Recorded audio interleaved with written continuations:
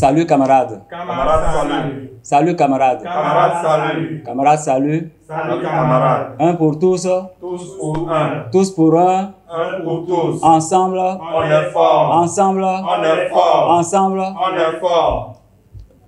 Aujourd'hui, en ma qualité de secrétaire général du syndicat des travailleurs sur le budget autonome du CHUMEL, entendez Centra-Bas, nous avions adressé un courrier à l'autorité de tutelle, le directeur général, pour lui notifier qu'aujourd'hui, 2 décembre, au drapeau, nous allons manifester notre mécontentement et appeler au secours le président de la République, son Excellence, M. Patrice Guillaume Athanas, qui fait si bien son job et qui émerveille le peuple béninois et les travailleurs du CHUMEL en particulier. Mais la surprise d'aujourd'hui a été grande que à 6h30, le drapeau a été monté en haut et les autorités du CHUMEL ont été absents. C'est la première fois dans l'histoire du CHUMEL qu'il n'y a pas eu de drapeau aujourd'hui à cause de ce que nous voulons dire. Qu'est-ce qui se passe au CHUMEL?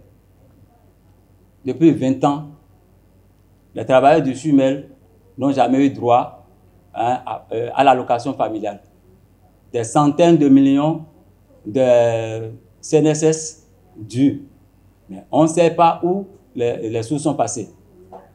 Aujourd'hui, on peut dire et adresser au président de la République que les aides-soignants du CHUMEL, chaque fois à la fin du mois, pour prendre leur salaire, c'est 45 000 ou 47 000 parfois qu'ils prennent. Il n'y a pas la prime de motivation, il n'y a pas la prime de rendement, il n'y a pas prime de spécifique. Même nos contrats ne vont plus à la direction générale du travail. À des moments donnés, on constate un montant sur le contrat, mais c'est un autre qui est viré à la banque. C'est une situation de malaise. On nous a promis qu'en 2025, il y aura une amélioration de conditions de travail si la convention collective nationale n'était pas prise en compte. Mais on était surpris quand l'infirmier général, en la personne de M. Alao Luc, secrétaire général de son syndicat, annonçait aux collègues que 2025, de ne pas s'attendre à un contrat où il y aura une amélioration des salaires. Que chacun n'a qu'à conserver son salaire et accepter le contrat de CDI. Et c'est ça qui nous a poussé aujourd'hui à manifester pour réclamer sa démission, ainsi que la démission du chef service des ressources humaines, qui est le secrétaire général adjoint de Centra-Omel, auquel l'IG aussi appartient. Donc, il joue une action syndicale pour nous déstabiliser sur le terrain en dénigrant les bonnes actions du président de la République dans la formation sanitaire. C'est pour cela que nous, on a voulu manifester pour que, haut et fort, le président de la République voit qu'on dénigre le PAG ici. Mais ils ont eu raison de nous et personne de cette direction, aucune personne de cette direction n'est venue au drapeau aujourd'hui. Ces syndicalistes de mauvaise portée, en 2009, on avait vu lors de l'inauguration du bâtiment offert par le contribuable japonais. Et ils étaient les points dangereux. Ils étaient les hommes forts de ces moments-là. Et ils ont manifesté leur mécontentement en sabotant l'inauguration de ce bâtiment. Aujourd'hui, ils sont dans la direction et s'opposent à nos actions.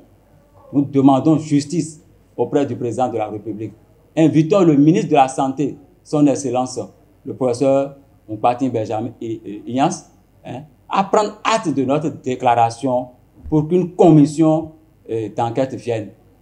Entre-temps, l'infirmier général et le CSRH aujourd'hui, respectivement, SGA, avaient cotisé, avaient pris des souscriptions de personnel. Eux qui disaient que les gens sont des voleurs et ils n'ont jamais acheté le bus pour lequel ils avaient pris de l'argent dans ce personnel. Nous demandons une action du procureur spécial pour qu'il prenne ce dossier en main afin que ces millions que ces syndicalistes ont récupérés dans le personnel en ces moments-là puissent être reversés pour que justice soit faite et que le bus-là soit acheté à nouveau. C'est à cela que nous demandons aux collègues que le lundi prochain, au drapeau, nous allons demander officiellement encore au DG que nous allons encore manifester pour que nos cris soient entendus et inviter aussi la presse béninoise et internationale à nous supporter parce que trop, c'est trop. Salut camarades. Camarades, salut. Pour refléter au mieux notre engagement envers les communautés au Bénin, en Afrique et dans le monde, votre plateforme média Reporter Bénin Monde embrasse une plus large vision et devient Reporter Média Monde. Nous sommes le trait d'union entre les communautés et les gouvernants. Suivez-nous via notre site www.reportermediamonde.com et en vous abonnant à nos différentes pages sur les réseaux sociaux. Reporter Média Monde. Nous faisons de votre information l'actualité du moment.